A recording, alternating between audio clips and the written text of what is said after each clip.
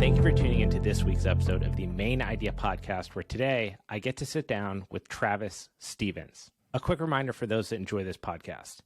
Please take 30 seconds and leave a 5-star review on Apple or Spotify and subscribe to the YouTube channel. This helps the show get discovered organically and helps me continually bring on amazing guests.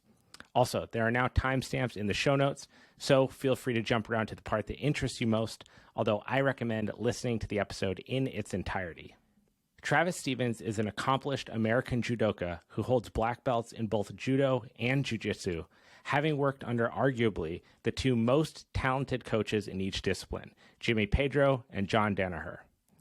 Travis is a 3-time Olympian, having seen Olympic match time in 2008, 2012, and ultimately 2016, where he earned the silver medal in the 81 kilo division.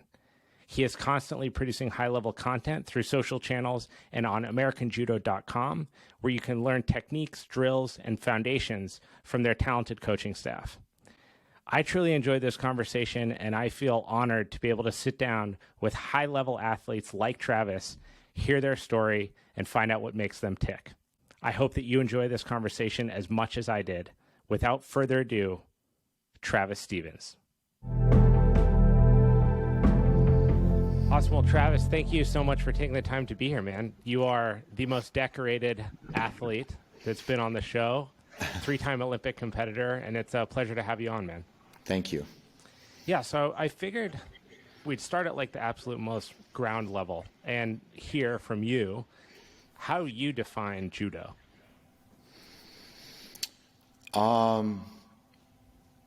Actually, that might have been the first time somebody's ever asked me that. Yeah, I guess from a very high level view, it's the ability to control an opponent and either throw them to the ground with force in a controlling way or hold or submit your opponent.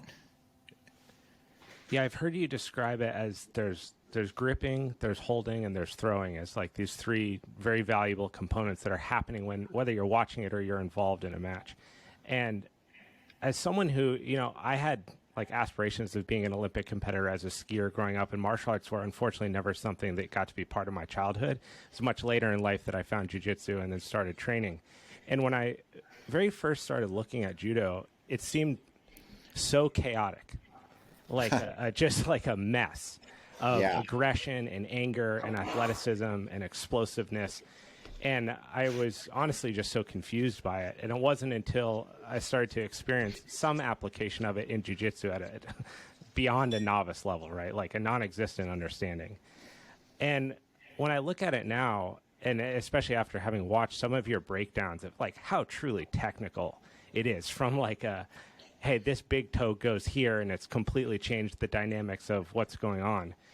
When you're engaging in these in these matches, or maybe in Randori in the gym, are you thinking about those things in the moment? Like the grip, the grab, the throw, where the body is, or how do you find the balance between like that flow state of it happening and the concepts that you know to be true as a high-level world-class competitor? It really depends on the phase of training that you're in order to make sure you're always improving versus making sure that you're sharp. They're 2 different areas that you have to train, right? When you're training for sharpness, you're focused more on intuition and feel with a sprinkle of acceptable knowledge of your opponent, right? The toughest fights that you ever have in the world are the guys you train with every day.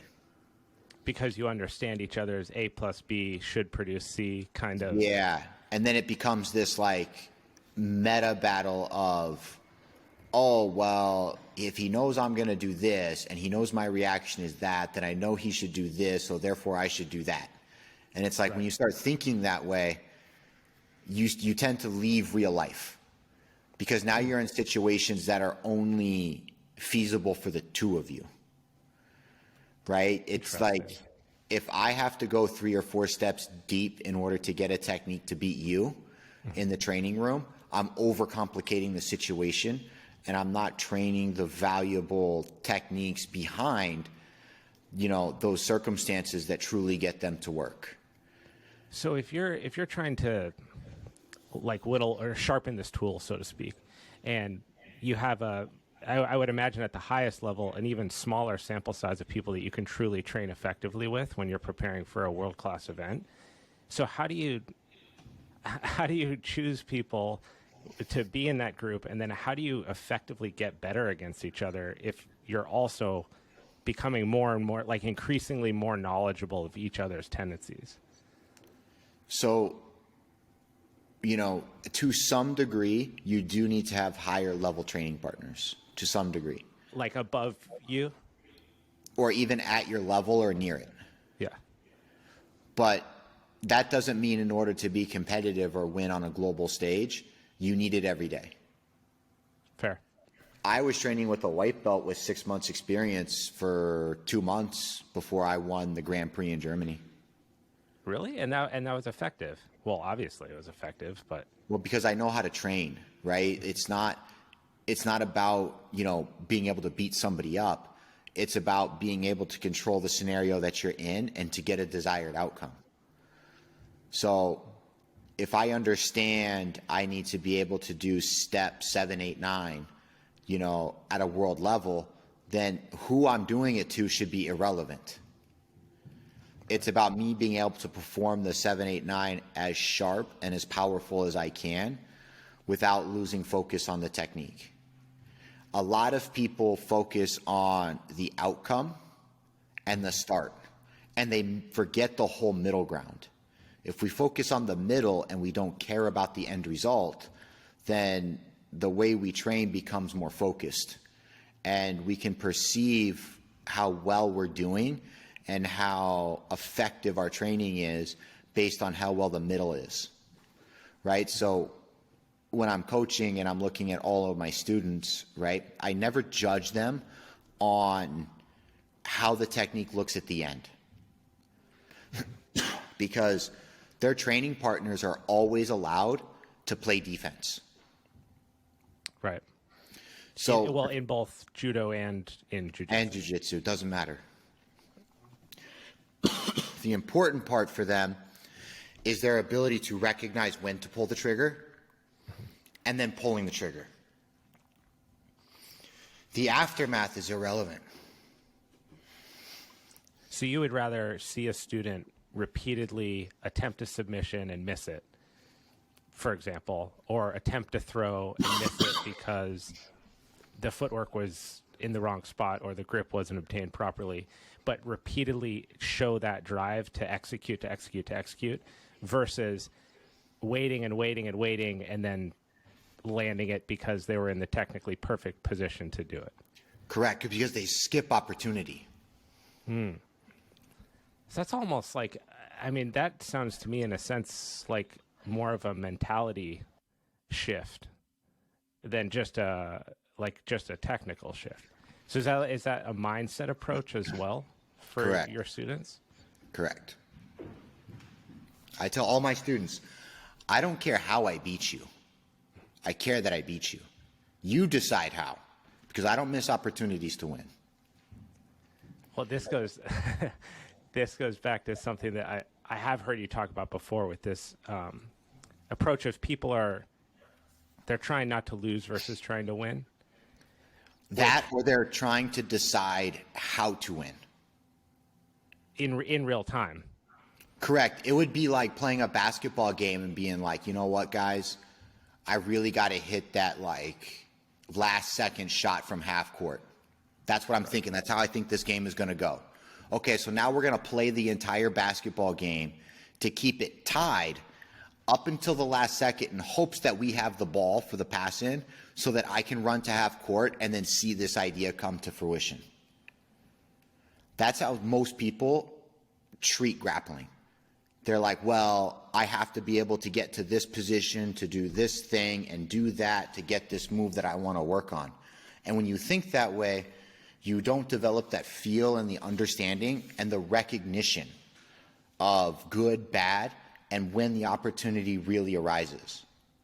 So when I can teach students to recognize it and act on it, I don't care about the result because they're doing the right thing. I always allow their opponents to make good moves. How do you instill that kind of value in the mindset of someone who's like, I don't know, someone who's newer to judo or jiu-jitsu, for example? Because I feel like the innate response for most people, especially if they don't have aspirations of becoming a world-class competitor, is to protect themselves and to minimize risk, is just something that I think humans tend to do. But that's a trait that's going to limit you in your ability to improve, and therefore your opponent or your other teammates' abilities to improve. So what's going on a mental level from you as a coach down to your students to bake that into how that they think? A lot of it becomes, when you're coaching versus when you're praising. I'll get angry at a student who throws somebody successfully, but it takes them an extra 3 seconds to do it. Then I will, where I praise a student who gets an attack off correctly and misses it. One student will get praised for doing a good job even though they missed, because I can talk about their ability to hit the timing, their ability to get the attack off, and then reassure them, hey, what you did was correct. I need you to do it again. They made a good move. Don't worry about it. Whereas I get partner B who actually got the score, and I can say, hey, dipshit, you waited. Sometimes I'll look across and I'll be like, hey, you got to go, you got to go, you got to go. 3, 2, 1. Yeah, you threw him. I saw that from 3 seconds ago. Right. If I was an athlete, I would have felt it 6 seconds ago. The only reason why it works is because there's a skill discrepancy, or there's an exhaustion, or somebody's having a bad day. Right. And when you take those types of things into consideration, but the athlete that got the score, in his brain, he thinks he's doing a good job, but he's not. The only reason why the throw works, the technique works, is because of all the baggage the other player had. Well, what happens if he doesn't have that baggage? Then when you compete, you actually struggle more often than not because your opponents are a little stronger, they're a little faster, right? They're a little bit more aware, they're more cagey, they're not as open. I tell people all the time, it doesn't matter how many times you get submissions in practice, because the people you're practicing against should be opening up and they should be trying things. The thing you should be caring about is your ability to recognize the positions of when to attack versus positions in which you should be fighting for stability or position. And so, man, I feel like I kind of need to hear this, because I think about the way that even in jiu-jitsu that I train, and not go for things because I'm looking for something else that's not in front of me, to stalemate myself into an opportunity. And to your exact point, that only works with an equal or lower skilled person. The second that you're physically the same or technically the same, it's off the table. Where did that, how did you understand that mentality? Where did that come from? It got instilled in me probably around, I'd say 2010, after my first Olympics. I remember Jimmy's father was coaching me somewhere, and he's like, hey, if you're going to beat this person, all you have to do is this one thing. He goes, you can do anything else. Just do this one thing too, and you'll win. And when you think about it, I don't care who you're grappling with, what you're doing. You can label their skill set down to a key feature or a key position or a key grip that they need in order to function inside of their game. Right? If I were to put this into an area that people may or may not remember, because it's now forever ago, but when I competed against Paulo Miao, right, at Copa Podio, I remember before I went on the trip, they were like, hey, how are you going to defend the Berimbolo? And I say, I'll just lay on the ground. And they were baffled by it. They were like, yeah, if he goes for a Berimbolo, I'll sit on the ground and then I'll put my back on the ground. And then he'll never take my back. And they go, I don't understand. And I go, well, let me explain something to you. If my back is on the ground, how does he get his chest on my back? And they were like, oh, I get it, but like all these other things can happen. And I go, yeah, I get it. But I know Paulo. Paulo wants the back. Paulo doesn't Berimbolo to sweep. He Berimbolos to the back. So now when we start putting in those like little bit of information where it's like, hey, if I know how he cannot take my back and it's all he wants, I can do anything I want. Right? Because I don't have to follow all the what if rules anymore because I know he's not going to do it. Is that a stylistic thing because of the rule set that you're playing within? It's a choice by the athletes. Like when we look at judo, right? If I know your throw is Seyanagi, okay, well, if you can't put two hands on the gi, you can't do your throw. Done. Right. I now know my key objective. But doesn't that change the higher up the ladder you go? Like the more elite your competitors become, one, the more knowledge you have upon each other, right? Like you understand your competitors more the longer you guys have been around in the same circuit and competing. So there's more of, I know what Travis tends to do that you can assess with your coaches. But then there's also the skill level, right? That person is now going to also have this ability to adapt. World-class competitors like yourself, over how many years and years and years you've been training, you've developed this muscle memory and insight that is so anticipatory that it's almost can't be understood by someone who's only been doing it for 5 years or has been doing it for a while. So how do you accommodate for that aspect of it? So when we break it down to, the different areas, right? Because now we're going down a rabbit hole of including people's, I'll call it like B game, right? Because we've stopped A, now they're going to do B, okay? We have two possible outcomes. One is really good for us and one is really bad for us. The first one that's really good for us means your opponent overly commits to game plan A and doesn't want to admit that it's not working. Mm-hmm. Right? So they end up staying in this like hamster wheel of like techniques that aren't going to work because you're automatically playing defense to it. Right? That leads to a win.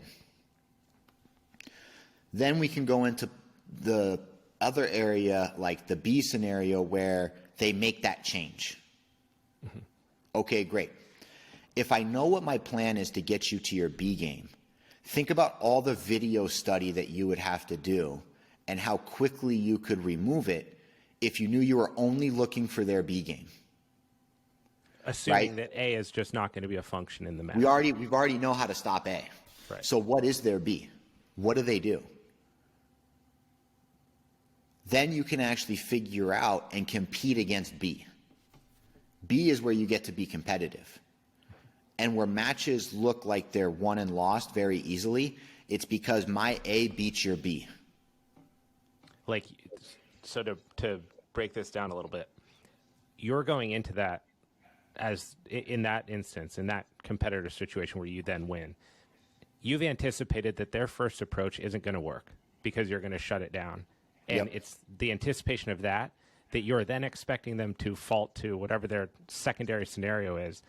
But that in turn is actually what you're expecting as your first situation. And that's what makes if it's a throw or an execution look so effortless. Yeah. The moments where it looks like one guy is so much more efficient than the other is the planning. Yeah. And recognizing the untrained responses in human nature that people have that they get through training incorrectly. And so, if we go ahead. Yeah, if I put that into a scenario, my 2016 Olympic quarterfinal was the perfect scenario to explain this, because it couldn't have happened in a better light to explain it. Against Bischoff. No, the 2016 quarter. Got you. So I was fighting the guy from Bulgaria. I never trained with the guy. Never competed against him. We just never lined up in a tournament, and I just chose to never work out with him at a training camp. So the question becomes, what do we do? The one thing that we noticed in the footage and watching him train, just by existing, was when he got tired, he did a throw called sumigaishi. And he did it when he was out-gripped, and he did it when he was exhausted, and he did it when he was being pushed. And I mean, like, physically, like, people were, like, mauling him with, like, grips, and then he would bail and try to throw him. Gotcha. As a last ditch. Yeah. So, like, the one thing we realized was his body is trained, like, just like fight or flight. Like, you just have these, like, instincts that kick in, where when he gets out-gripped in training camp, he falls down to get out of the situation. He uses it almost like a reset button.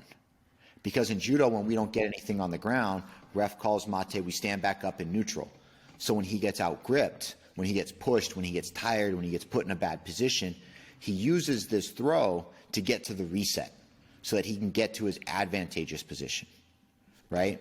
So I said, okay, this fight will be easy. I already knew I won, because his reset button is how I beat people.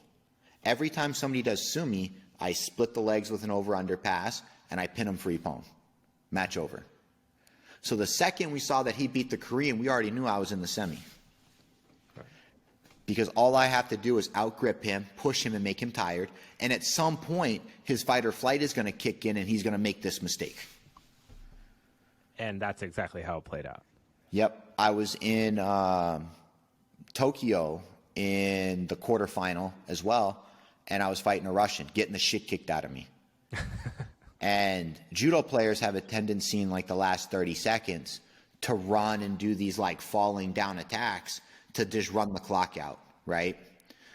But when people do that to me, I end up pinning them in the final seconds because they Actually, can't do there's that. a Swedish guy that you were going against. The match was very close, and this actually is exactly what happened. Yeah. There was 13 seconds left, and you look over, and Jimmy's basically like, just hold. There's a video of you assessing this too, saying, just hold. It's 13 seconds.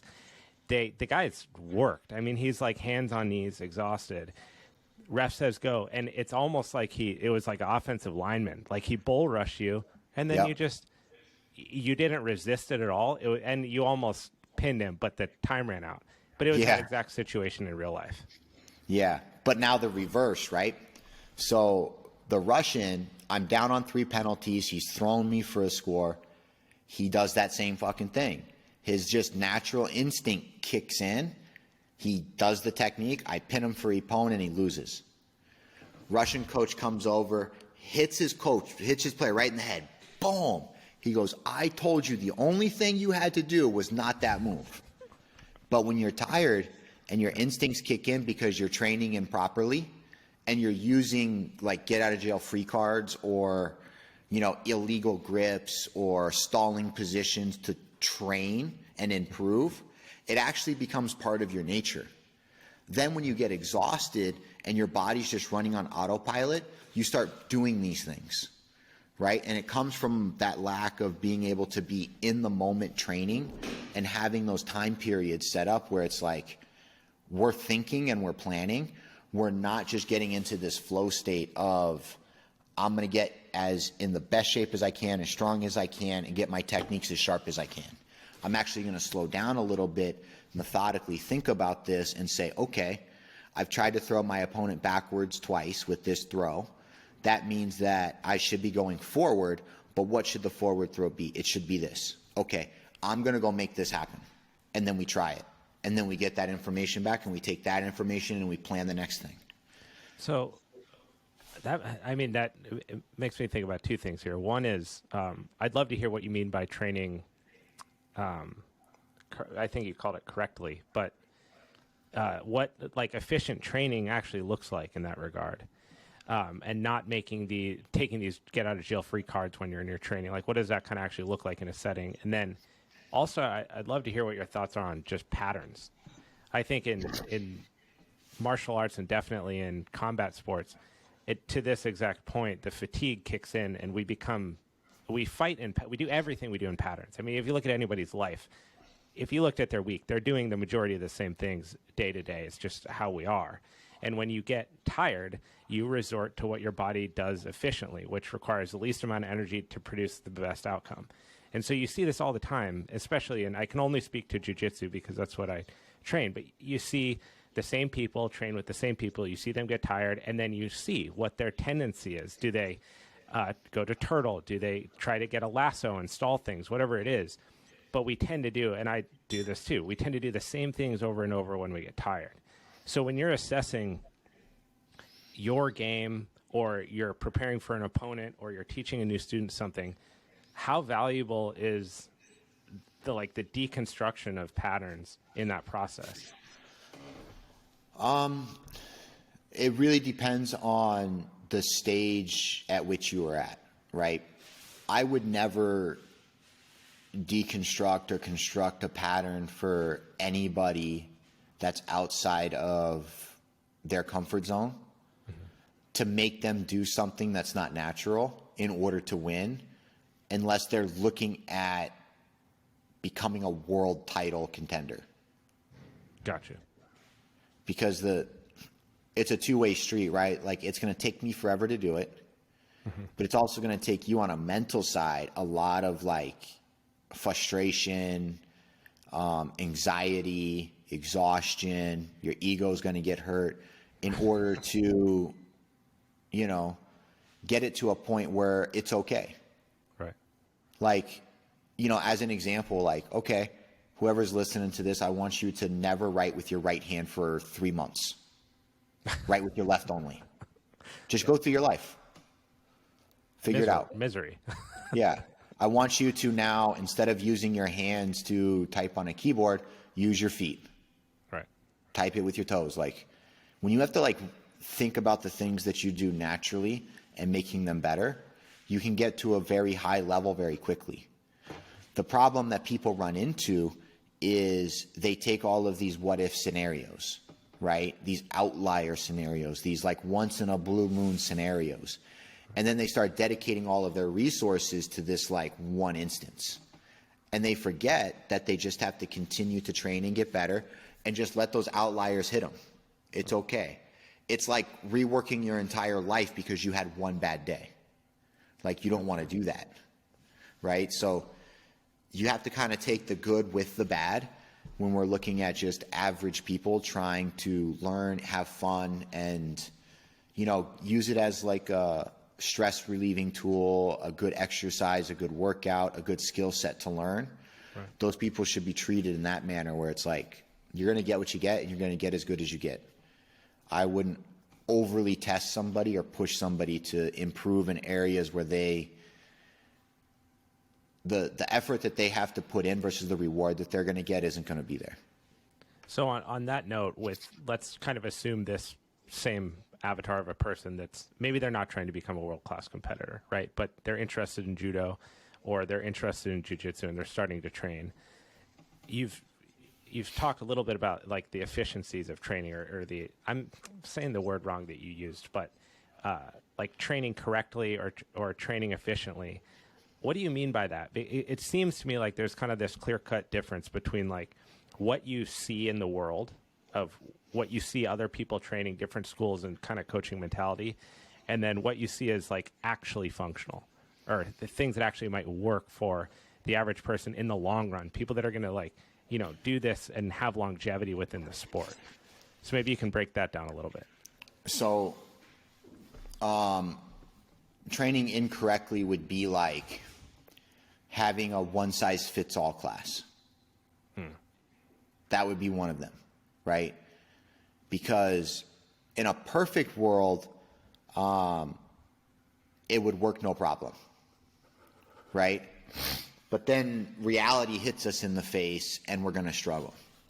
So let's say you're running a really bad program and your classes are somewhere between like an hour and a half and 2 hours, right? And I'll tell anybody this, you run a shitty program if you're doing this, okay? You're doing an hour and a half to a 2 hour program. You start with a very generic warm up. You know, everybody gets to do these things.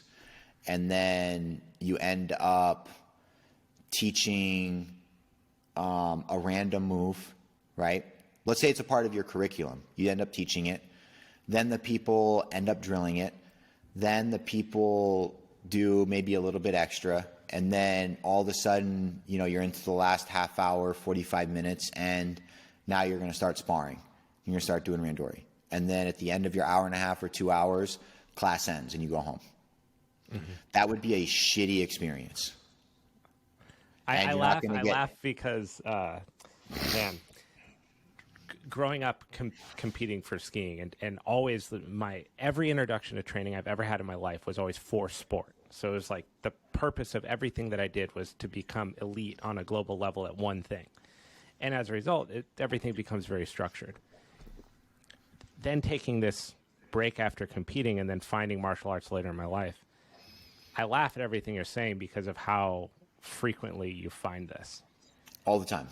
And I wouldn't notice it if I didn't spend my entire adolescence training for elite competition, like at a very from the mental side of it, the physical side of it, the training and conditioning side of it, and then what we actually spent each day on snow doing specifically to the individual person to improve their level, 0.5% becomes extremely structured. And the wasted energy in so many instances is you've hit the nail like so directly on the head. I think the structure that I just outlined, right? It's a great format if you're running average Joe's gym, mm-hmm. right? If you're like, I run a program like that for my jiu-jitsu school, right? Well, not quite. It's a little bit different, but there's classes where people just come in and they get a little bit of everything because you know what? They're not going to try to compete. They're coming here to learn a little bit and get a good workout. That's their goal. Right? Their goal isn't to become some world-class grappler that's trying to like peak by the time they're 25 and compete on like a flow grappling event or an IBJJF world stage. That's not what they're here for. You know, they're here because they have a 2 hour window away from their kids and their wives or their husbands, and they come in, they get their workout in, and they go home because the weightlifting gym bores them. Right. If you're running that type of a program, that type of a structure is good for you because it allows somebody to come in and get a little bit of everything mm-hmm. and then go home. Because the goal isn't to get somebody as good as they can. Right.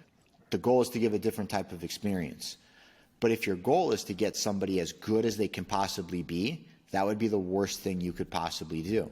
Because if you're in a situation where you're trying to learn a technique, mentally as an athlete who is a competitor, you are not focused on the technique, you are focused on the sparring session because that's what you're going to use to judge your success, right? Totally. And if we're focused, let's say you had a different technical session, and I know there's going to be people listening going, you know, we do our technique somewhere else.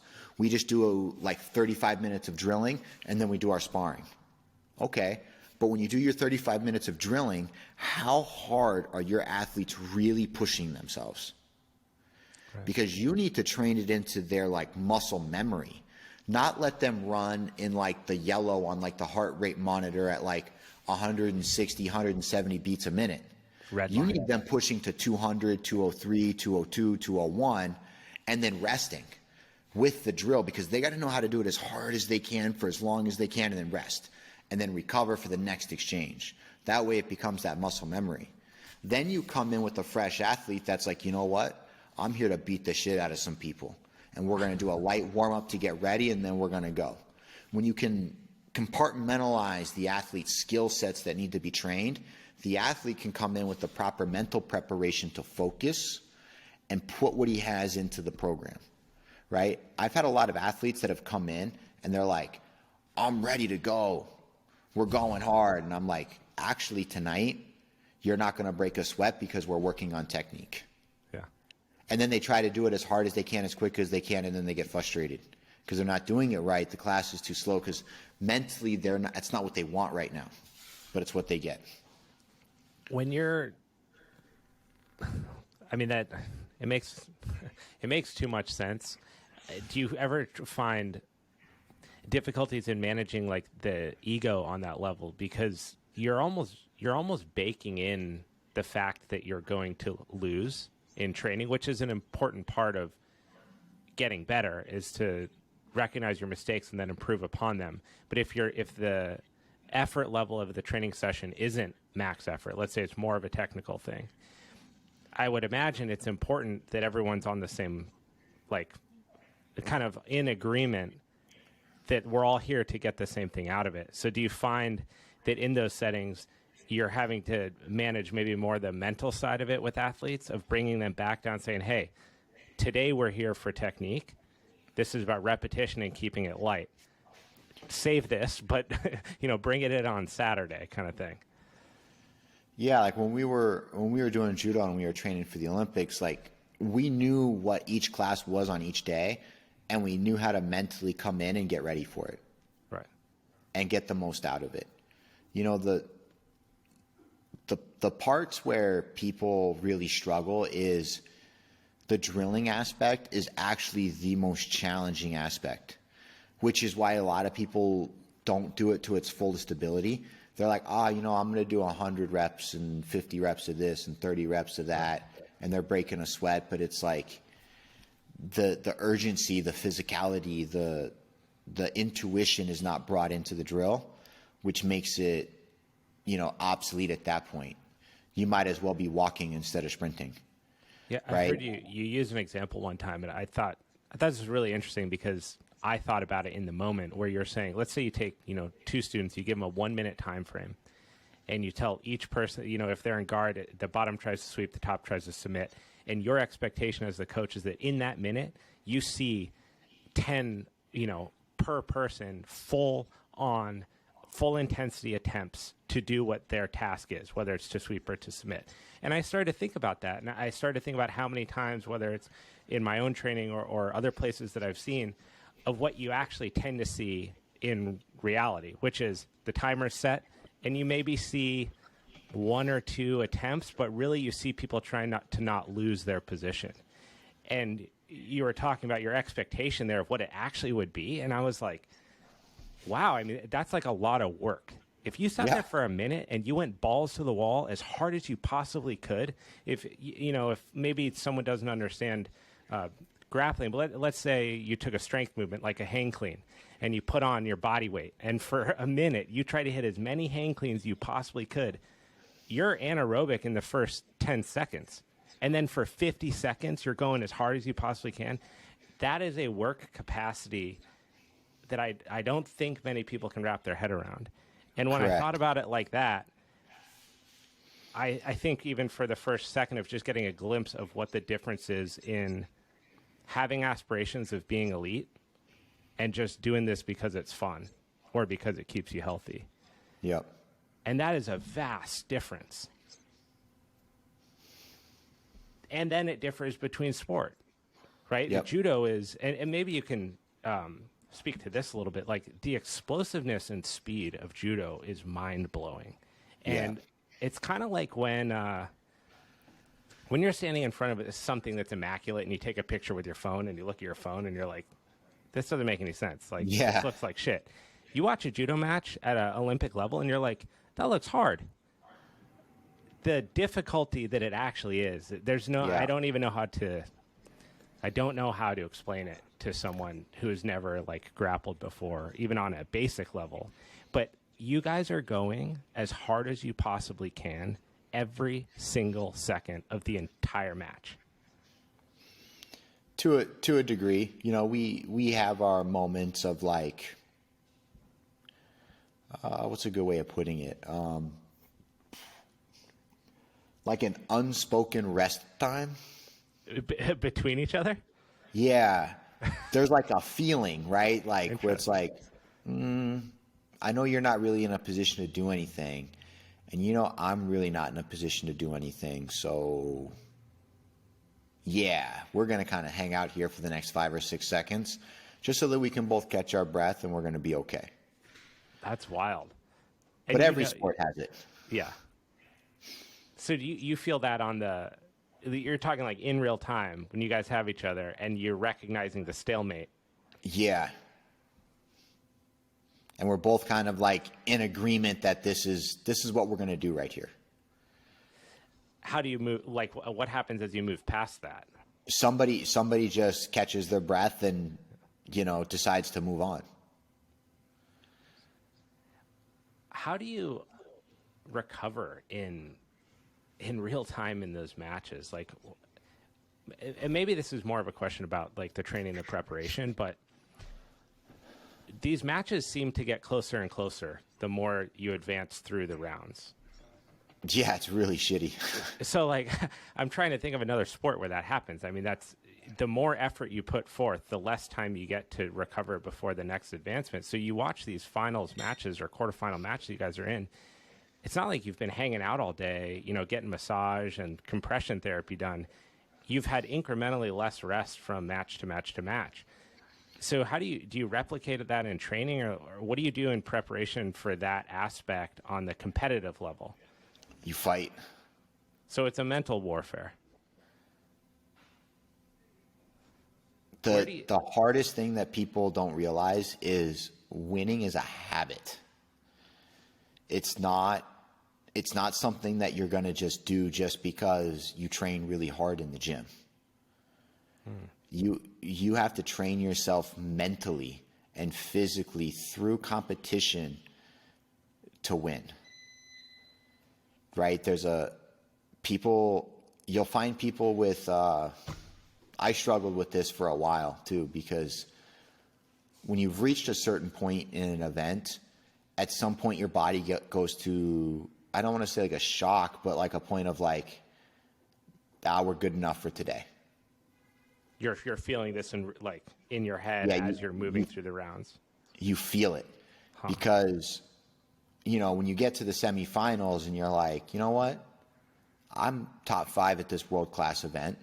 We had the top 10 people in the world here. I'm doing pretty good.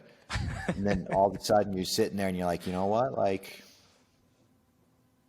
fuck it. I'm just going to try to rip this guy's head off. And you just kind of like throw caution to the wind and you're like, here we go.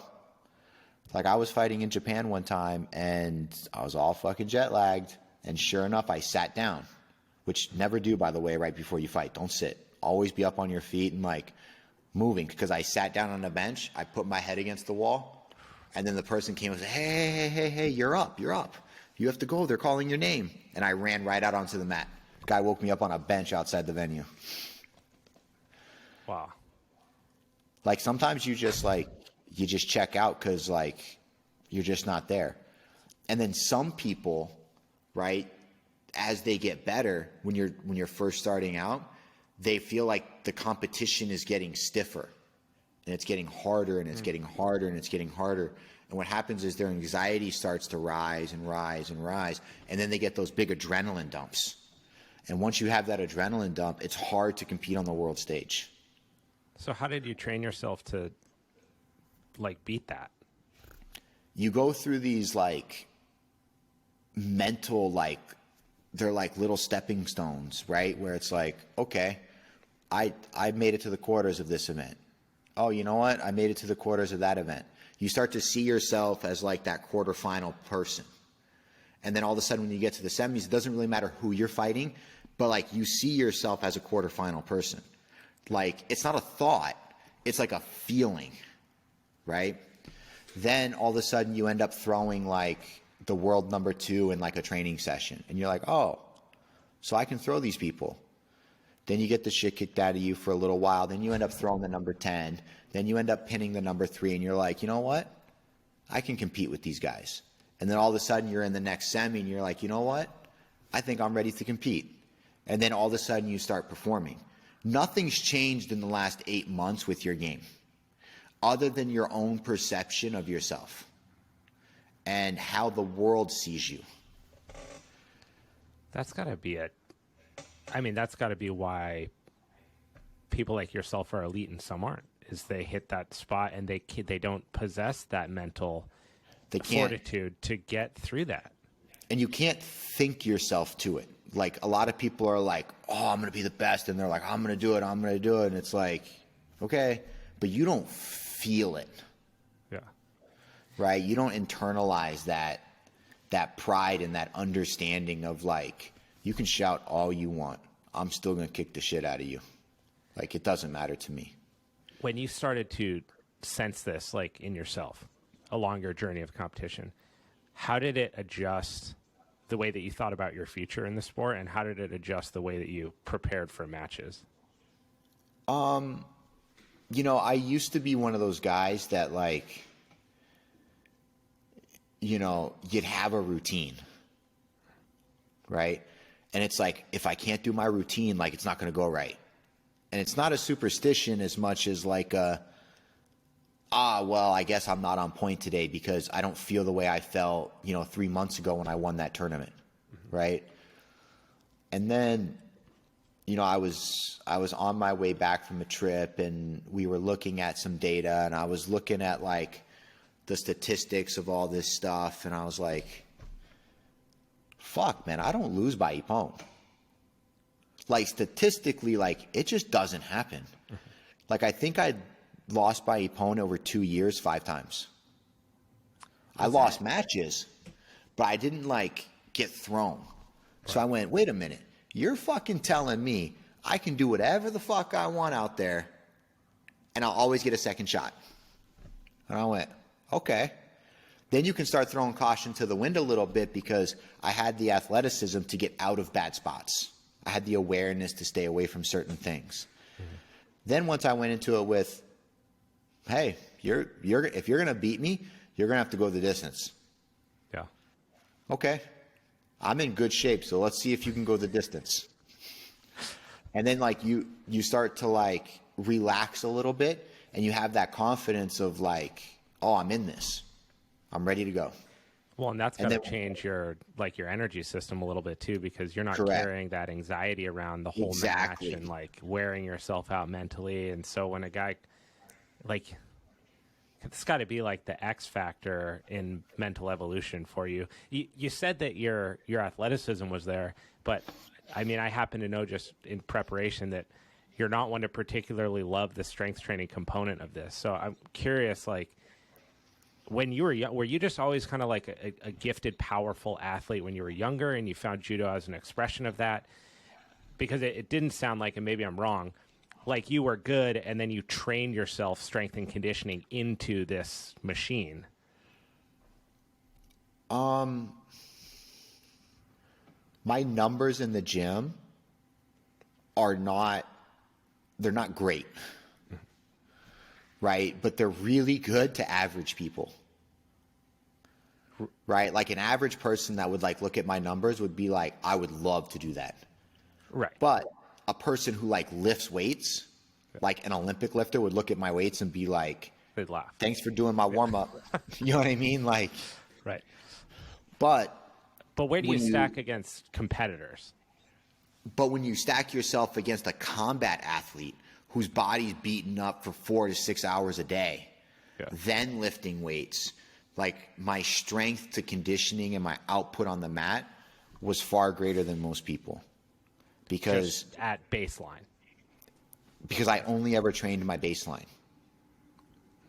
That's so as an example, no matter how tired I was, I could walk into the gym and put up 285, no problem, for 5.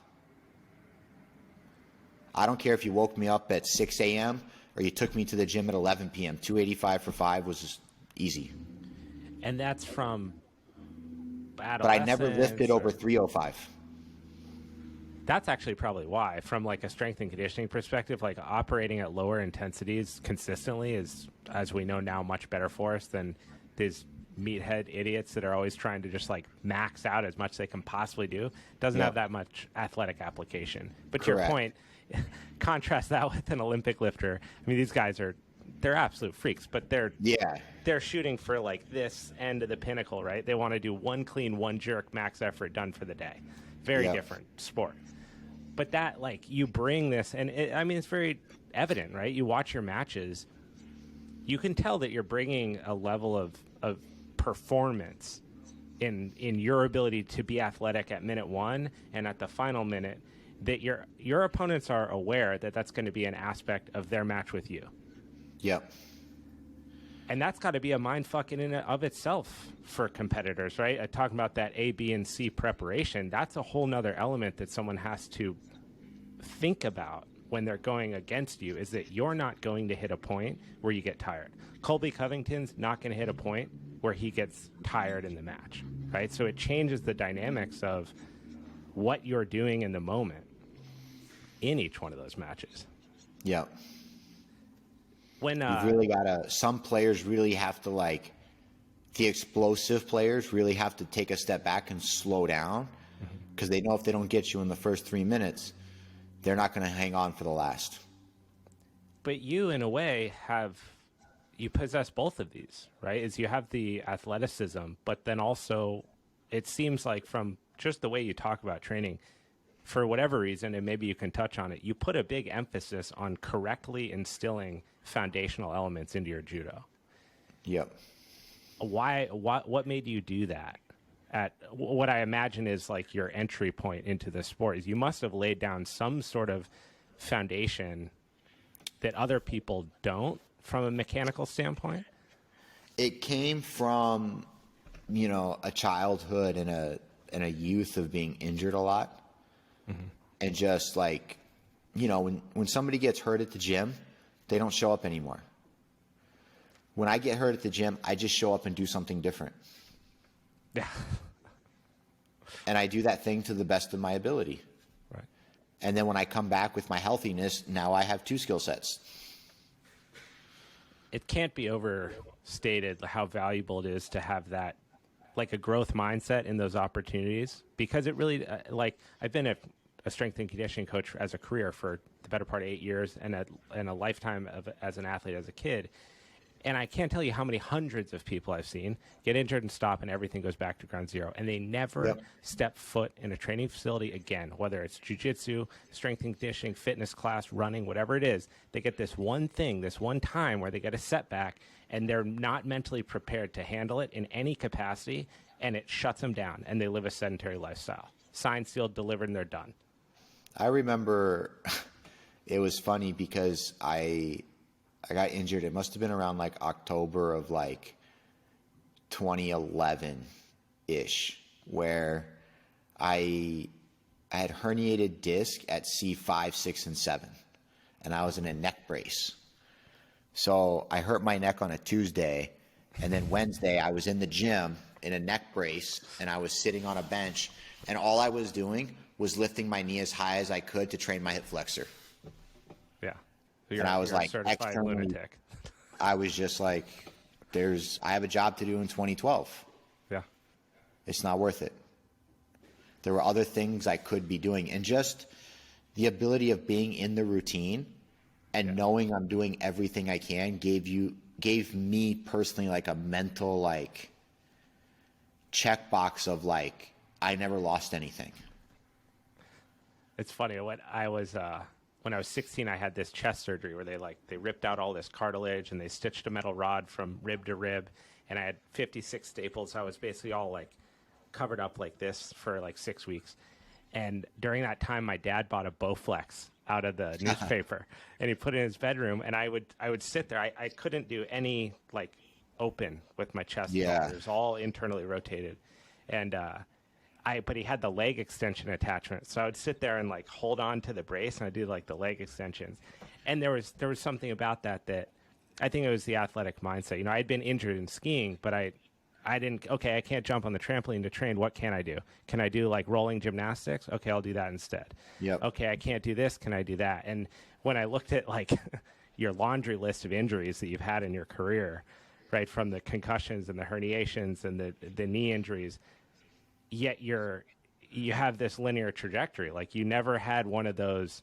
You even, I think I've heard you talk about this concussion was like a seriously scary moment in, I may never return back to the sport that I love. Not because I don't want to. I can't even remember what I had for lunch. Yep. That's real shit. That's scary. And even in that moment, you found a way to get back on the mats and get back into training, probably against the advice of a medical professional, I would imagine, right? Yep. It's crazy that do you ever feel like that mindset, that approach hurt you in any way? 100%. In what capacity? You know, my career is probably on a statistic side half of what it could have been. Really? Yeah. As a kid, entering into a sport in a country that's not competitive in it, America, you have this like desire to achieve something or prove something, or you're chasing this dream, right? Mm-hmm. But it wasn't until later in my career where it's like, hey, let me back this up a second. In 2012, I was the best athlete of my life in 2012. But I medaled in 2016. Why is that? Right? And it just becomes one of those like scenarios where it's like, it doesn't matter how good of an athlete you are or how good your technique is. Sometimes the other guy just does the right thing. Right. Right? And when you can slow down a little bit and you can actually do things properly instead of like full steam ahead, you could get further, right? It's kind of like, well, you don't want to be walking, but you also don't want to sprint. Right. Right? But you also can't have like a mediocre jog, because then the people that run a little bit faster than you will go so much further. Right. Right? So there's a balance there that you have to have. But I always maintain that sprint. Always. Do you reflect on that as just because 2016 wasn't gold? Like if 2016 had been gold, would you look at this at the same way? Or is it because 2016 was silver? It wouldn't matter what 2016 was at all, because whether I won or lost in 2016 doesn't affect the past. So you still feel like that 2012 Travis was the most athletically prepared to be globally elite than any other version of yourself later on? Yep. How do you sit with that now? Well, that's the important part that, like, you know, you have to pass back on to the athletes, because, you know, you can't be 15, 16 years old training like an Olympian. You're not there. That's not what you're supposed to do. You can't be 22, 23 years old and not have a world medal and then train like you're going to win the world championships. That's not your skill set right now. You still have development and things to do, and you should train like that's what your job is. Right. So you have to put the athletes in these like categories of like where they truly are, and then train them in that atmosphere. Like once we recognize that, and I'm saying we as in like the staff of people around me, recognize that Travis Stevens was a world-class athlete and a world-class judo player, and he can compete with the best, winning became easy. Because I no longer was trying to push myself to like feel like I had to reach the top. Reaching the top was more about, you know, my internal belief, not my skill set. Like that would be a product of time alone. Correct. Right? Like you can rely on the foundational elements that you're instilling, continuing to stay active, learn the intrinsic and like innate parts of the sport that you're doing, and just in time alone, those things will come because you knew you were on that track. Yeah. Because we're not in a sport that competes against the clock. Right. Well, I mean, that opens up this whole other problem, which is if we accept that to be true, right? If we kind of look at this timeline of your career and those kind of realizations and seeing that like to garner a world-class elite competitor, it takes time.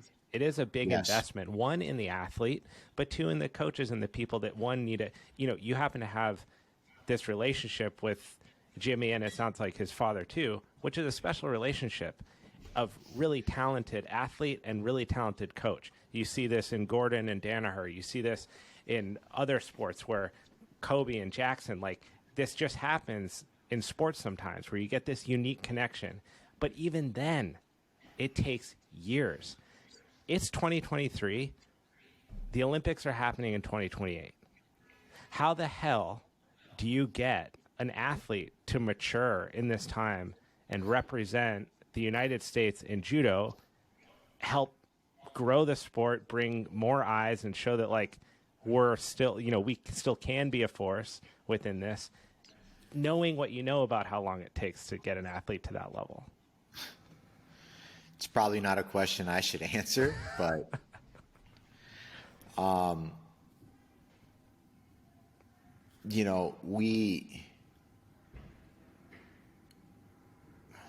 we have to go into the question with the understanding of the athlete has to have the athletic ability to do it, first of all. As a prerequisite. As a prerequisite, okay? Because you can't give me an athlete without that prerequisite and then expect me to make him the athlete, then teach him the sport, then mentally prepare him. Fair. He has to come with something, right?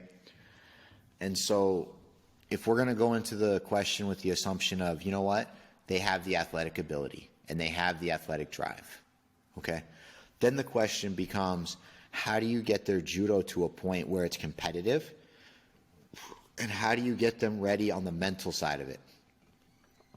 The only way to do that now is to run it like a dictatorship, where somebody has to sit at the head of the table and somebody has to force all of the athletes to sit down. All of the athletes have to train in the same room. All of the athletes have to train with the same coach. All of the athletes have to train with the same training partners, until you get to a point where there's an understanding that I need you and you need me. So you're almost expediting the relationship building component.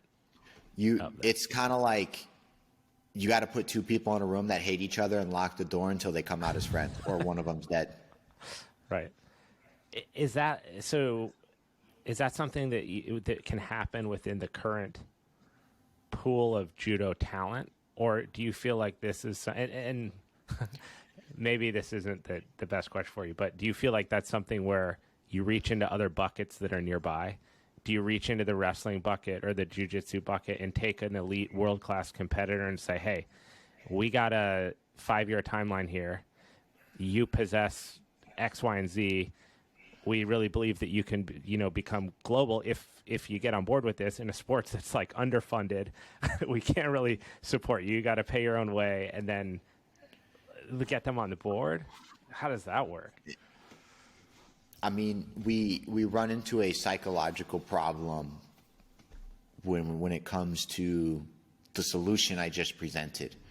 And I don't present the solution because I think it's the best way. I present the solution because I look at the resources that we have today and as our only real viable option, right?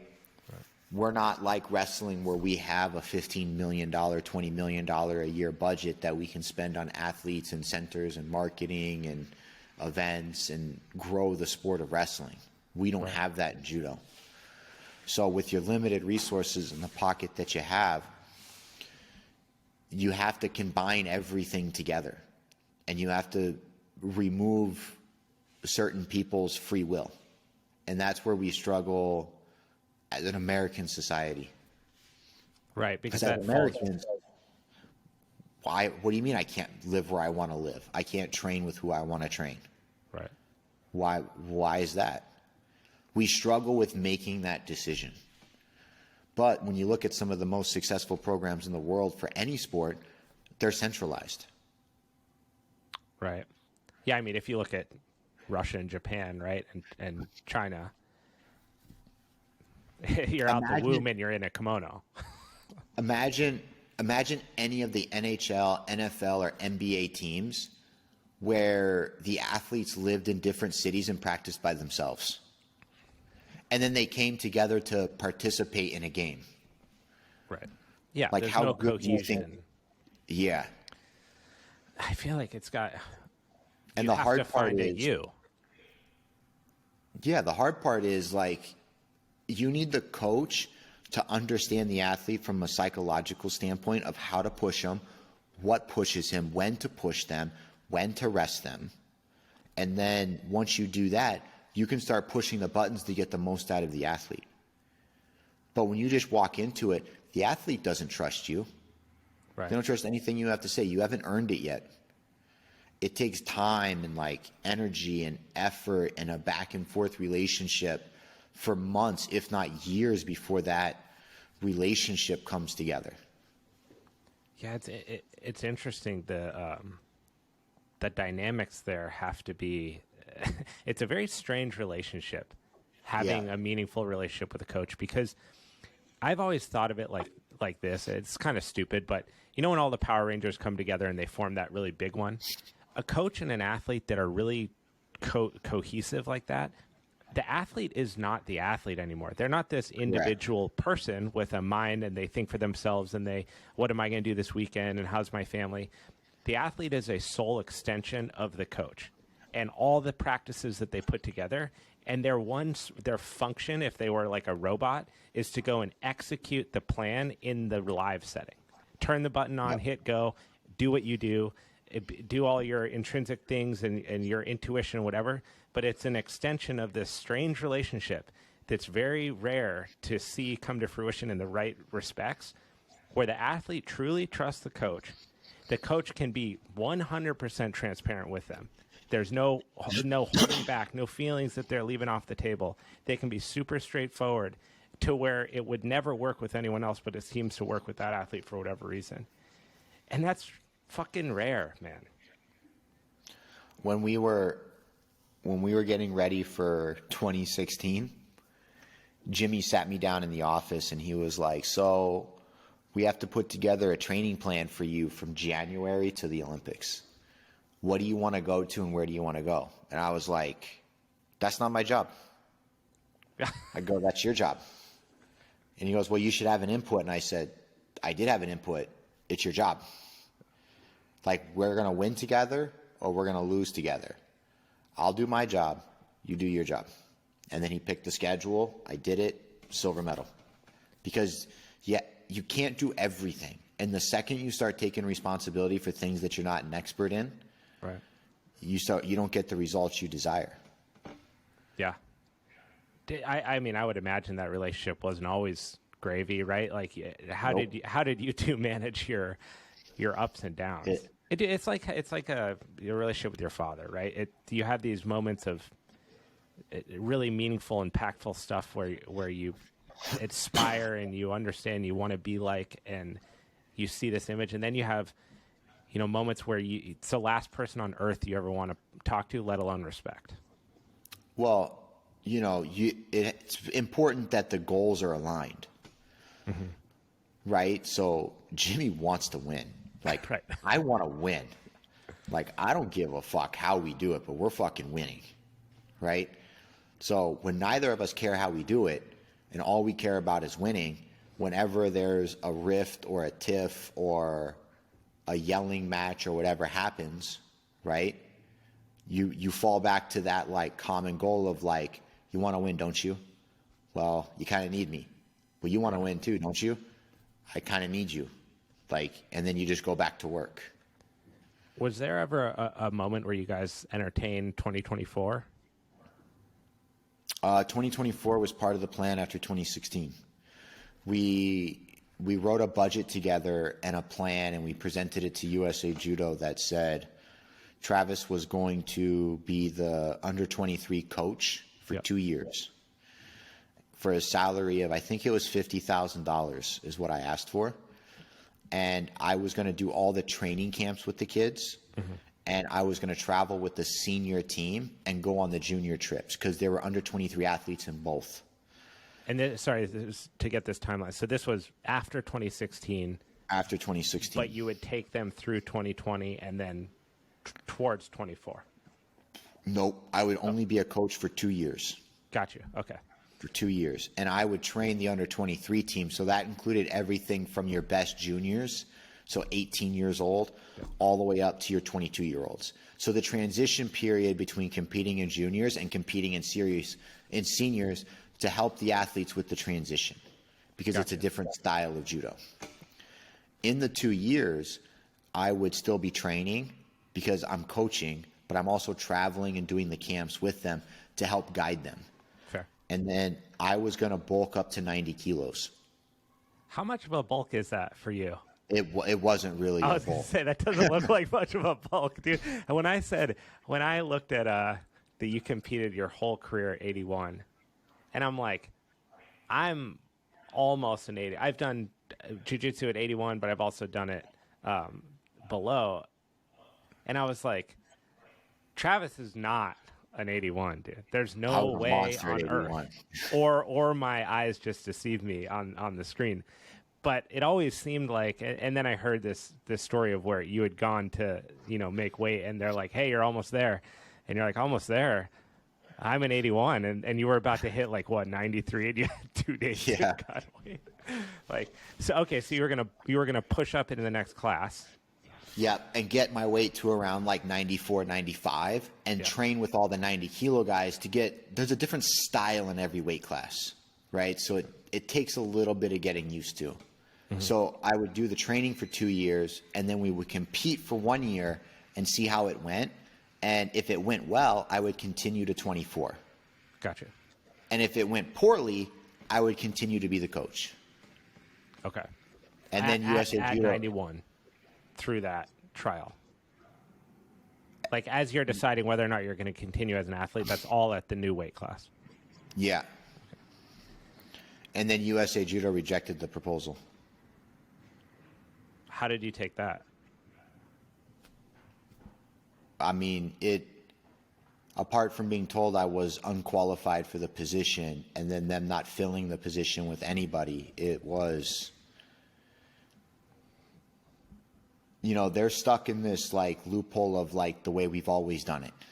Mm-hmm. And the way they've always done it is they let the athletes do what they want to do, and they wait for that star athlete to kind of just appear, instead of creating them. Right. And then they ride the coattails of the ones that appear, and then they leave all the other ones that need the help to get to that next level in the dust. So this was my greatest heartache as a skier, is that FIS, which is essentially the governing body that is similar to you said American Judo Federation?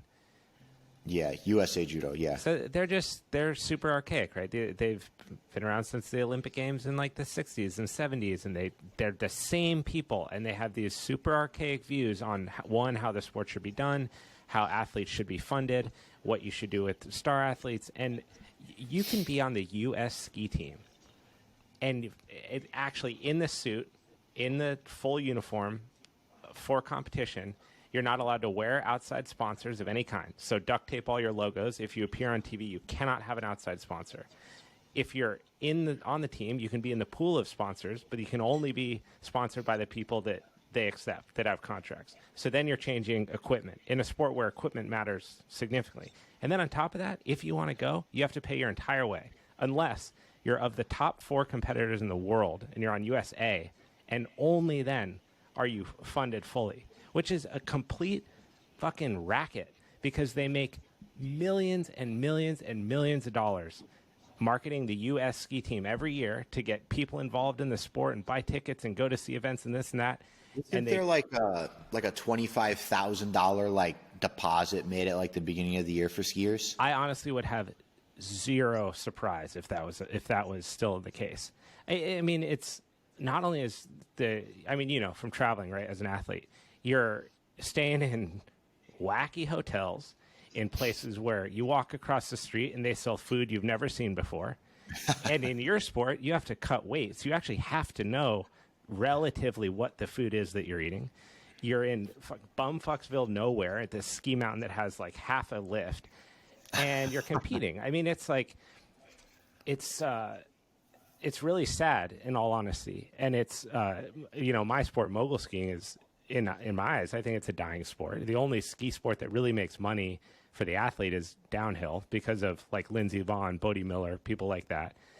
So then you look at like, and this always has bothered me my whole life. You look at the effort of the athlete. Take something like judo.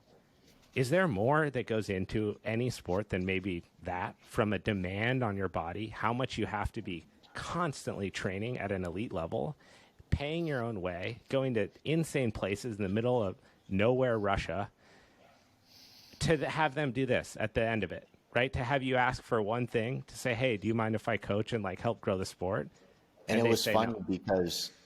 because when they said no, like Jimmy and the team manager, their response was like, you guys spent over $1 million grooming this athlete to win an Olympic medal, to now like not give him a job to keep him in the sport, to keep your investment in the athlete, to grow it, to just let it go.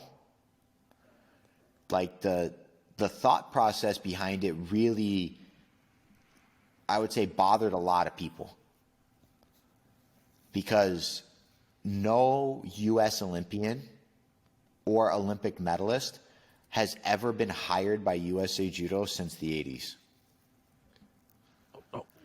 What are they? Who are they hiring? What are they doing? They just piece out random jobs, $500 a year. Hey, you want to go on a trip this weekend? No, okay. Well, what about this?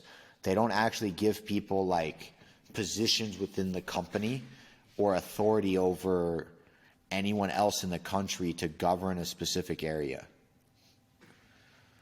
Do they care about the future of the sport? It begs the question, right? Like, because I mean, I look at this and I'm like, who do you want to be in the leadership position? Do you want the most enthusiastic person who's lived this their entire life, who lives and breathes judo, who's competed at the elite level, who understands training fundamentals? Or do you want to like contract out?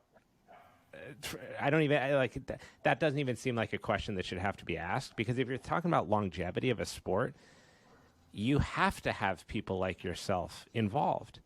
Even look at what you're doing, right? Like you and Jimmy put out insanely valuable content for people that have interest in judo, right? On American Judo systems, and then also just on the social channels, which is free, world-class content that people can consume. So you guys are the biggest advocates for the sport, and they're not even willing to give you a position that's like official. It almost seems insane. Yeah. We don't even get invited to like coach at like the national training camps. Not even like an email. Okay, so from someone completely on the outside of this, is there something I'm missing? Was there like was there a blow up? Was there a, I don't know, like siphoning out team funds to buy like a house or something? But like, it's not just us. It's all of them. Is there an alternative? Is there like go to usjudo.org and then click on the staff and then read through the list of people who are hired and employed by USA Judo. And the crazy part is, like, some of us, like Marty Malloy, she has a master's degree in marketing, not hired. Like, they could have, like, right out of college given her a $50,000 a year job as, like, a women's coach, right, and had her run the marketing and social media for USA Judo with a master's degree. Like, there are just so many ways to skin it that it's like, it's hard to think about. Is there a way that, so I'm imagining, I don't know the inner workings of all this, but that American Judo is the governing body that stands between you and the like IOC, right? Like they're the coordinate that does USA all of, Judo is, yeah. Okay. So could something, I mean, down the line, like American Judo Systems, function enough as an entity to then compete with something like that? Or are we talking about like roots that are so hardwired in and funding and lobbying and everything that's just never a possibility? I mean, well, anything's a possibility with money and timing, right? Anything can be done. It's just Jimmy and I, as you know, the owners of American Judo System, like, we don't want that. Yeah. Like, once you once you actually become like a national governing body, and that's like your sole purpose,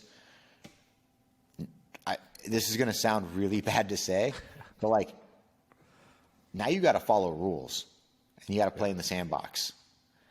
Like it's very hard to navigate in a dying sport while being in a sandbox, because it acts like quicksand, because you get absorbed by all the other sports. Because when a sport like track and field or swimming needs to make a fundamental change to clauses, right? Like the big one that I think hurt a lot of people was the gymnastics scandal. Yeah. Because once that took place, this entire governing body popped up called Safe Sport. I've seen this, yeah. Now, every coach in the country in all sports has to go through this program called Safe Sport. But what does Safe Sport do, and why was it built? It's built to make sure that the governing bodies are instituting policies correctly to make sure the athlete and coaches are safe and protected. But you have this multi-billion-dollar, entity looking down on these businesses that make maybe $1 million a year, right, in total revenue, bombarding them with paperwork and policies and reform and things that have to be instituted, and it's like you're drowning in this paperwork. Yeah. But then you look at one like swimming or gymnastics, where like they're multi-billion-dollar companies, and they're like, you know what? We got a team of people that just look at Safe Sport. We don't even touch it. I wonder if that's like is that a show of face, or is that actually, are they genuine in that? 'Cause sometimes I feel like when those big like blanket policies pop up, it's almost like they do it because they feel obligated, right, in the public eye to do something. But it's hard for like the smaller NGBs to like keep up.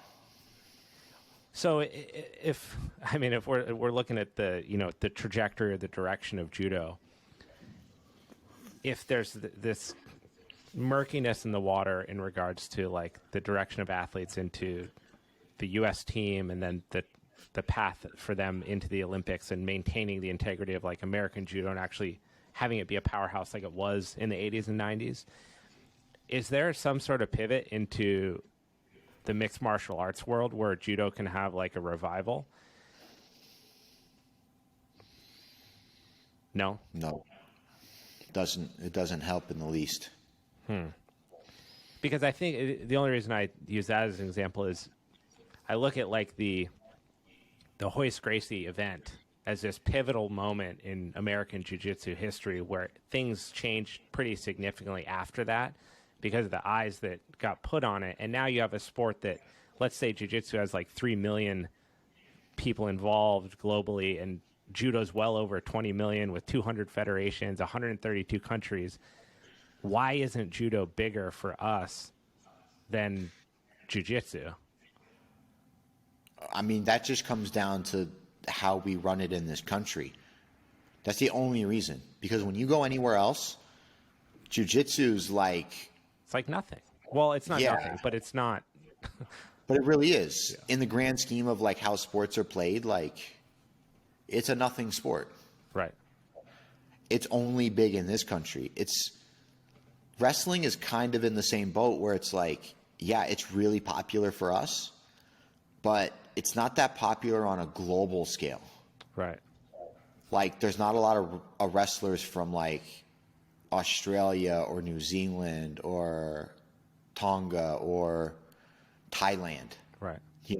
It has its few countries that are really dominant and really good and really skillful, with millions of wrestlers in the countries. But like Western Europe doesn't really wrestle. Right. And that's one of the reasons why it was almost removed from the Olympics, is because of the participation on like the global scale. You just don't have enough countries. Yeah. For it. But see, because that frustrates me even more, that there's not a foresight by this federation to see like, correct. Hey, we're in a sport that has a global footprint. Why don't we do more with it? To do that. Yeah. That's part of judo's whole mandate with the IJF, is they put judo in countries and they fund it until it like grows and matures to a certain point. Like they set up federations, they send in mats, they send in gis, they get clinics going, they do media campaigns. Like, they have a whole global plan. I mean, this is hilarious, but I didn't even know what judo was until like my mid-20s.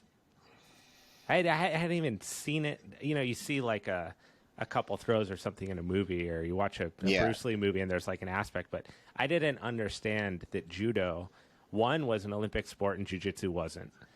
And two, that it had this global footprint that it does. I thought it was kind of like this nuanced thing where there was in the back end of some other countries. And then to find out that it is massive on a global scale, yet completely undervalued on a domestic level. It's a very strange, it's hard to understand, actually. Yep. Very challenging. So what do we do? Nothing. Keep sharing good content, having good conversations about it, and hoping that people get the bug. You don't even have the infrastructure to grow it, even if you wanted to. So what is with American judo systems is kind of the core goal here, to get people involved that are curious about it, or is it to get people involved that didn't even know that it was a thing yet? Well, we have a couple of different, I guess, umbrellas under the company that all kind of operate independently with their own department leads. But we have the overarching American judo system, which is like the encyclopedias, where we put out video content for people that know and want to get better at judo. Whether you're a jiu-jitsu guy looking to learn takedowns, whether you're a judo guy looking to prep for your next event, whether you're a parent looking to help their kid improve in something, right. We have a little bit for everybody. Then we have a coaching side of it where we help coaches teach better judo, learn proper classroom etiquette, class structure, class flow, how to motivate athletes, how to get ready and prep for competitions, how to build training cycles. Then we have a dojo consulting piece to the business where we actually help these people get out of like churches and YMCAs and get them into professional studios so that, you know what, when somebody drives down the road, they see a sign for judo and they know it exists. It's not word of mouth anymore. It's like actually front and center on like the main street in your local town. Right. You know, we have programs put in place so that if you run a jiu-jitsu school and you want to add judo as a program, I'll teach you how to do it. And I'll help you build your program from the ground up so that for your level 1 course, I can get you to get kids up to like yellow, orange belt. And then when we go through level 2, you can start getting people up into their green belts and then so on and so forth. And we'll grow together. So after the span of a few years, you can start looking towards your black belt as a coach and a competitor. And then you can keep your program running to earn money, just to help expand the sport of judo. Well, then we have a whole event side of the business. I'd love to. We'll link everything like that in the show notes too, so people can find that if they're interested in it. I'll tell you like a little story and then ask this question. When I started doing jiu-jitsu, judo was not an aspect of the game that we practiced. It just wasn't really part of the school. When I got down to Southern California, one of our black belts happens to be a former judoka competitor, and so he integrates some of the practices into like our warm-up or just to kind of sprinkle in like, hey, we start standing up, so why don't we talk about what to do about it? And very quickly I realized that just as I had my ego shattered when I very first started jiu-jitsu, going, what the fuck just happened to me, by just getting demolished by someone like a quarter of my size for 20 minutes straight. When we started to integrate judo, I was really surprised at how effective it was and how little I knew about it. And I wonder, like, from one, I'll just ask like this. Someone walks down the street, Travis Stevens walking the other way, and they accost you. What do you hit them with? Probably nothing. You wouldn't approach that with judo in mind. What would you do? Run away. Let's to make it harder. Let's take that off of the table, and that they actually they put hands on and they make this like a self-defense situation. I I struggle mentally getting to that point because most people take a look at me and that's just not something that happens. Fair. That's a really interesting answer that I've actually never heard when proposing this question. But I get it. That makes sense. If you had to choose a aspect of jiu-jitsu from a self-defense angle or from judo, is there one that you would choose over the other? Judo. And what move would you choose in that? I don't think it has anything to do with a move on why I would choose it. I would choose it because it puts you on your feet, first and foremost. It teaches you to stay on your feet, again, first and foremost. Like, the goal is to make sure we're up and we can get away. Right. It teaches you to control your opponent's hands so that you can control the body. And then the pure physicality of the sport for judo is so much higher than jiu-jitsu that when it comes to like a physical confrontation, your body has to be able to take some sort of punishment in order to break free and get away safely. Right? Because the goal in a physical confrontation should never be to stay in the confrontation until you win. Right. Right. Right? The goal should be to take as little damage as possible, but be able to withstand it to get away as quick as you can. Right. Right? When people put their egos in line and want to stay somewhere, then now we're dealing with that whole, like, are you doing the smartest thing for you? Right. Because, I mean, the idea that you're walking down the street and somebody just, like, cold cocks you for no reason, like, those are the outlying scenarios that, like, whether you're doing judo or jiu-jitsu, you're not prepared for. Right. Yeah, I love that answer. I really do, actually. I think the reason that I ask that is because when I started jiu-jitsu, I realized very quickly that, like, although it seems to be pitched from time to time as a self-defense tactic, it wouldn't be what I would think about doing in a situation. And especially now for training for a while, I would want to leave, because leaving is the most secure thing to do, right? If you can get out of the situation before it starts, then no damage has been sustained at all, and no decisions have had to been made around an altercation happening. But if someone went to, and this is what I thought about the first time that we did anything judo related, is if they actually put your hands on you, I don't want to just pull onto my back, onto the ground, and put myself in a really bad position and then hope that my jiu-jitsu happens to be really good in this adrenaline-filled situation where someone's attacking me. And so it makes me wonder if judo is a valuable self-defense like approach for the general person. It's, you know, my problem with the whole jiu-jitsu for self-defense concept, and this goes with all self-defense things, not just jiu-jitsu. I'm just using jiu-jitsu as an example because there's more videos out there of people using jiu-jitsu in self-defense scenarios than most other martial arts. Yeah. Right? Which I don't know if anybody other than me sees that as a red flag all by itself, but, you know, moving on from that, the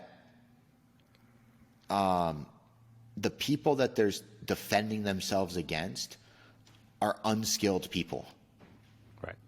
Like, if you had a blue belt or a purple belt in jiu-jitsu and you get into a street fight or an altercation with a guy and he happens to be a world-class boxer or a world-class kickboxer or a world-class sambo guy, you're fucked. And you're like, well, I do jiu-jitsu and I know self-defense, and you decide to get into an altercation, you're going to have your hands full. Like, right. It just is what it is. Right? So take the videos with a grain of salt and just understand, like, the reality of the situation and what you need in order to preserve your well-being and create separation and getting away. And for me, Judo, because of its core understandings of how it teaches the martial arts and the strength you get from the physical act of doing the sport, the punishment your body endures during the sport that you become conditioned to, and the sheer willingness to wrestle with somebody. Like when you do jiu-jitsu, there's not really that, like, I don't want to use the word wrestling, but like wrestling with somebody. Yeah. It's very positional. It's very grippy. It works, but only if the other person's fighting back. Yeah, I always think of it like when you're a kid and your friend's brother's like picking on you or something. What's typically the situation that you end up in? It's some sort of thing where one of you is gripping or like holding the other, whether it's like a full Nelson type thing or around the waist. I always see those situations as being more representative of things you see in judo than things that you see in jiu-jitsu. Yeah. The problem with judo is the act of throwing is not, in a self-defense scenario, not something that is meant to disable the person. The act of throwing is to create separation so that you can get away. In a self-defense scenario, you would never want to throw somebody and follow them to the floor. Gotcha. Because bad things happen on the floor. Right. For both parties. Other people get involved. There's sharp rocks, there's glass, there's curbs, there's anything and everything that you could hit your head on that knocks you unconscious, right? On both sides of the fence, right? But when you can throw somebody and stay on your feet and then get away, it allows that separation to then free yourself. Again, it just comes with that sense of control and understanding that, you know what, regardless of what that person said or what he thinks and why he wants to get into an altercation, when he's bragging to his buddies about how tough he is and how afraid I was, I don't really care. Like, yeah. He can say what he wants. I love that. It's very. It's so the more people that I've met that are either elite at this or have been practicing one form or another of martial arts for a long time, it's a shared perspective of how much you don't give a fuck about what the other guy thinks. It doesn't matter. And you know what? I've had my ass kicked by so many people over the years that like, and you just don't know what they're going to look like and what they have the capability of doing. Yeah. It's like, it's not even worth the risk. It does feel so like, I mean, when you really think about an actual, like getting in an actual fight, how dumb that is. Like whether it's people are drunk at a bar or something like that, or how unlikely, like you said, an outlier is that you're actually walking down the street and someone actually walks by you and just goes, "Hey," and hits you. It's talked about all the time. People always talk about it. If this, then that. If something happened. If I was at a party. If this. But it's so unlikely, and your best option always is to leave before it starts. Yeah, I struggle with it. I don't know. Yeah. I find myself like, when people ask those types of questions, like, what scenario would I really be in where like I'm actually stuck and we have to do this? Where I'm actually in a scenario where I'm not so outskilling my partner that I've actually got to think about what I would do. Oh, I'd hate to because be the other guy. I'm so skilled in so many other things, whether it's wrestling, boxing, judo, jiu-jitsu, it doesn't matter, right? Like, I've helped some of the best MMA guys train. Like, I know how to cage walk with my shoulders. I know how to throw punches. I know how to throw kicks. Like, again, are they world class? No. Do they need to be to defend myself? Absolutely not. But, like, I could pretty much do anything I want and be okay, because anybody with any real skill probably is going to look at me and go, this probably isn't something I would do. Yeah, never mind. Were you ever... Nor is it a situation where I would look at somebody and go, you know what, I'm going to really insult this guy right now. Right. And see if I can get into an altercation.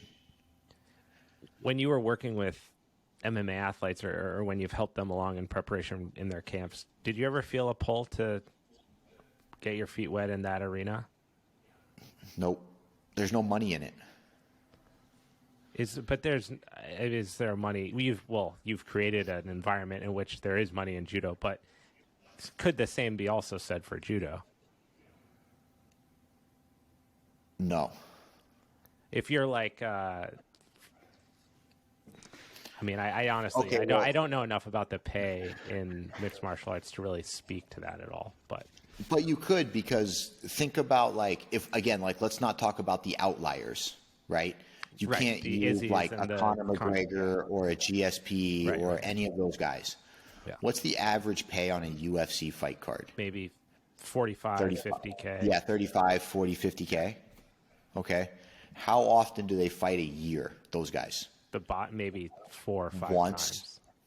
You think so on a UFC card? No, now that you say Nationwide? that, because Kevin Holland fought 5 times, and that was like a big deal. Yeah. So one or two. Yeah. So now you're looking at potentially, even if you use the other guy at 5 at 50K, Yeah. you're at 250,000 a year. 10% goes to your manager, 40% goes to taxes, and you're left with almost nothing. Now, don't forget, you have to back up an additional 2 to 3 years of training just to get your striking, your wrestling, and your jiu-jitsu all put together with enough fights just to even get into the UFC. Right. Then you have to go through a whole trial period of 3 fights before you get an original contract that's purposely made for you. Because most of them go through that like 20 and 20, 30 and Right. 30, 40 and 40 for the first 3. Right? And then after your first 3, you run the risk of like, hey, your opponent just didn't show up. Guess what? That $50,000 payday you were hoping for, you don't get it. All your camp fees, you just spent 30 grand, eat it. Best luck next time.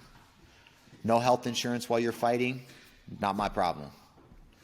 Yeah. Right? So when you look at like, yeah, it would be nice to make 100 grand in a night. I get it.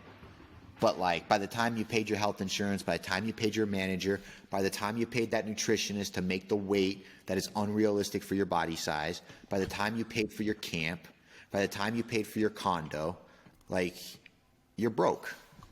Yeah. You could spend 30 grand, open up a martial arts studio, and make 60, 70K a year for the next 40 years doing what you love. Guaranteed. As long as you're not an idiot. But if you're an idiot, you weren't making money at the UFC anyway, Right. so it really doesn't matter. Well said, and good perspective. You mentioned in there making weight, and I'd be remiss if I didn't touch on this because I've found your approach to it to be really interesting. One, what are your thoughts on fighters that don't make weight? As a former competitor in a sport where it wasn't weight related, I don't have any grounds to speak on from the experience, but as a spectator and a fan, it seems like the most disrespectful thing that an athlete can do to another athlete in a sport where things like pay and winning are extremely important for the trajectory of your career because every one of those bouts matters so much. So when you see fighters that don't make weight, whether it's by a half pound or by egregious amounts, what are your thoughts as someone who's never missed it and has a very dedicated approach to making sure that that never happens? I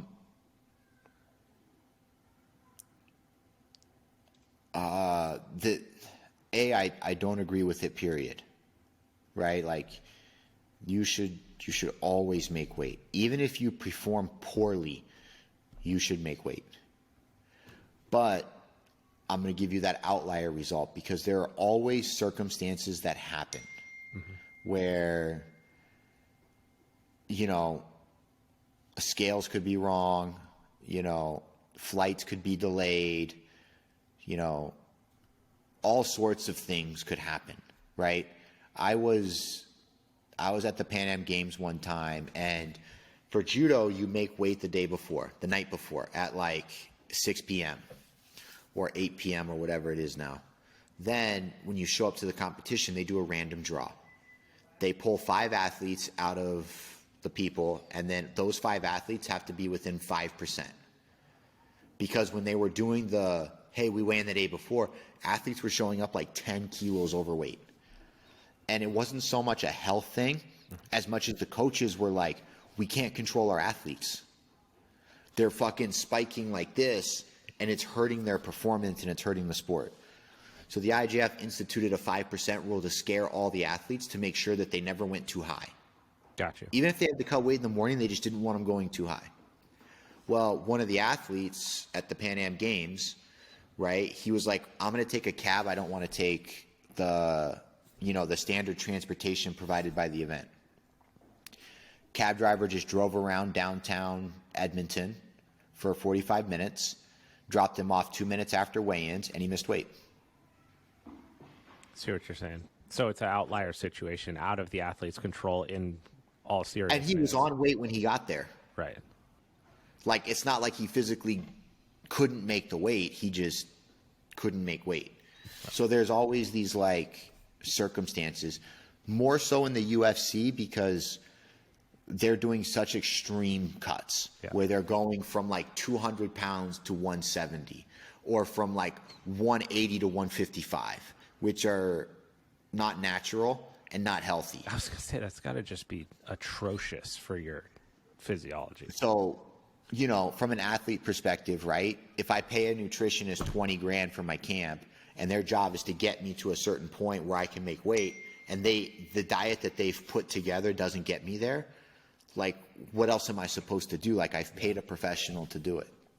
There's so many, like, scenarios with weight cutting that could cause an athlete to miss weight. Right. From what if you had a medical scare for 2 months and you just couldn't work out and you took a fight? Do you just cancel it? I mean, whether you make weight or not, like, to be honest, if I was in the UFC and I knew that, I'd want him to show up just so I can get paid. Right. Yeah. Instead like of calling it off. Yeah. Instead of canceling. Right. And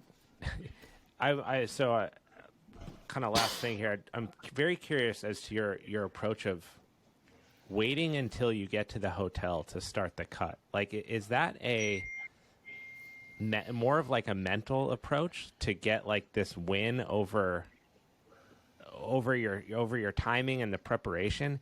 Because it seems obviously from like a macro standpoint, you could just take an athlete, you give X amount of time, a caloric taper, and then they arrive at the weight in a perfect situation, right? Not taking into account the fact that you have different food in different places and stuff like that.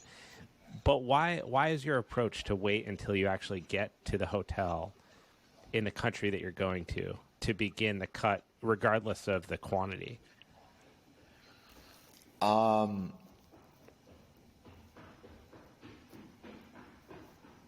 Two main reasons. The first one is travel time. Mm-hmm. The second has a little bit to do with the travel time, but during the time from when I leave my apartment to I get to the hotel, there's nothing I can do about my weight. It is what it is. Nothing. The only thing you can do between point A and point B is starvation or dehydration. Neither of which is good for a performance 3 to 4 days from now. Makes sense. So why are we even having the conversation? Right? So when I used to be one of those guys, again, where like I used to go the night before, I'm going for a run. If my flight leaves after 10 a.m., I wake up in the morning and I put the plastics on and I go for a run. I get to the airport, I don't eat or drink, or I do as little as possible. I get to the destination and guess what? I still have to cut weight. Right. So I could have not done those 2 runs. For what? And all the suffering. What are we doing? It's not like I'm pounding as much as I can, but at least I'm traveling comfortably. Right. You know how hard it is on like a 9-hour flight with cotton mouth and a starving stomach to sleep? I have no semblance of sensation for weight cuts. I really don't even have a way to appreciate the pain that you guys go through, because the only time I've ever had to cut weight for like jiu-jitsu tournaments, it's like a regional tournament, right? It's not a world-class event. And I just do it over a 2-week period. It's like a very easy thing. So when people talk about weight cuts and I watch videos of people cutting weight and I see it, like, I have no sense of what that is like to go through. But I can imagine that it is atrocious. It's as bad as people make it out to be.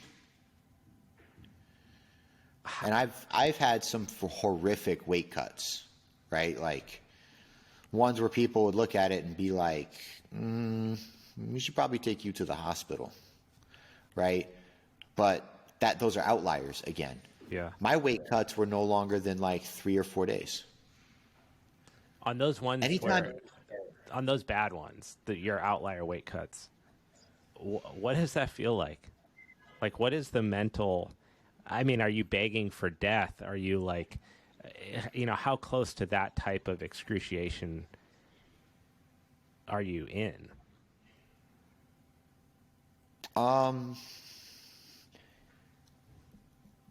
I think the easiest way to put it is think about like something you would never find yourself doing, and then put yourself in a scenario where like you're there and you're like, what would it really take for me to do that?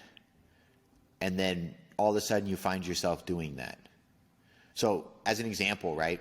I was in Russia in a weight cut, and when you're in a sauna, the heat is hotter the higher you go, right? Okay, so at what point would you find yourself in a sauna laying on the floor with your mouth on the bottom of a door to catch fresh air so you could stay in the sauna longer? That's so specific. I can only imagine that this was something you actually found yourself in. Oh yeah, knowing that like you can't get out for another few minutes, but it's too hot to breathe. That's gotta be just a whole nother level of mental fucking it's warfare. not even like what you're doing is bad, because it's like, well, you sit in a sauna for a little bit longer, but it's like what you're going through to keep yourself in there to cut that much weight. I mean, the only thing I can think of is that you have to have decided well before you get in there that the only possible outcome is that you are making weight. Period. Yes. Signed, sealed, delivered. That's it. You go through a thing of like, you know what? I know I'm going to lose tomorrow. Or, you know what? It's not even about winning anymore. Like, I don't even care what happens at the event. But if I don't compete, I can't win. So here we go. Well, Travis, that's it's a lot to think about. I'm gonna go through the rest of my day thinking about myself stuck in this sauna. I've done, when I do like 30 minutes, it's the last 4 minutes I'm like, fuck my life. But I've never even thought about being in a position where I'm in the last little quadrant and I'm sucking air out of the bottom of a glass door to try to stay in there. So It's been, Travis, I really do appreciate your time, man. It's been awesome being able to talk to you and hear about the sport of judo, your role in it, the mentality and mindset, the fundamentals, everything that we touched on. And I really appreciate you taking the time to be on here, man. No, thank you for everything. It was great.